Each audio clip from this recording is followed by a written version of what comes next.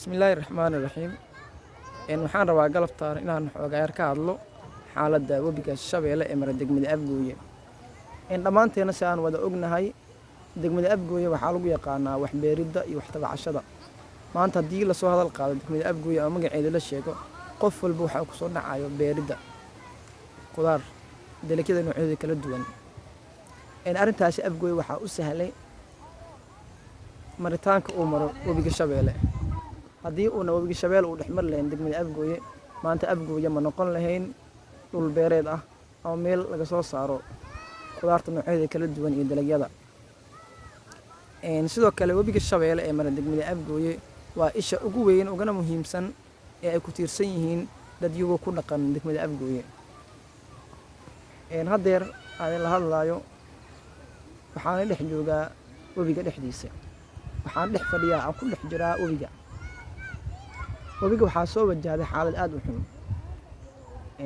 webiga hadda waa eber, wax biyo ah kuma jiraan. Ma u baahna in laga sheekeeyo oo waaba idin tusayaa. waa ka xaaladiisa webiga wax biyo ah ma ku jiraan. kana u jeediin waa webiga dhexdiisii. marka xaggaa waa webiga waa la sii marayaa, dadka way sii dhex marweyn. mararka qaar waxaa la soo maraayo mootooyin iyo wixii la mid ah.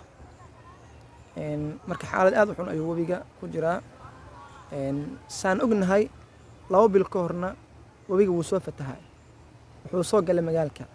dad badan ayaa waxay ka qaxeen guryaalkoodii biyaha dartoodii. waa 2 bil ka hor eeg 2 bil ka hor webiga banaankaas uu joogay.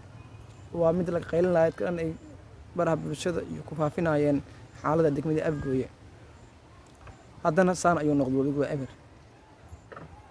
marka ilaa hadda waxaa la yaabin yahay oo dhammaanteen aan la yaabanahay webiga marna inuu banaanka soo baxo oo magaalka galo, marna xaaladiisa isaan noqoto. haddii webiga xaaladiisa isaan ku sii socoto, dadka ku dhaqan degmada Afgooye waxaa soo wajahanayso xaalad aad u xun. maxaa yeelay waxay ku tiirsan yihiin webiga. haddii xilliga gu iyo dayrta uu webiga banaanka soo baxo, xilliga jiilaalkana uu webiga qaleel noqdo, marka waxaa dhibaato noqonayso in wax la tabco ama wax la beero. go'a iyo muxuu ahay deertii biyihii banaanka yaaliin, beerihii dhan biyaa ku dhex jiro, wax laguma beeri karo. muxuu ahay jiilaalkana webiga xaaladiisa waa sidaan, waa qaleel, wax laguma beeri karo beerihii, ilaan biyo lagu waraabinayo ma laha. marka xaalad xun ayuu webiga wajahay. dad jooga degmadan waxa waaye xaaladaasi ayagana aad u saameynaysaa.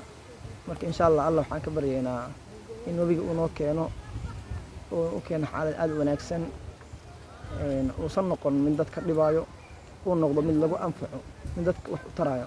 Allah ka baryaynaa inuu ka dhigo webigeena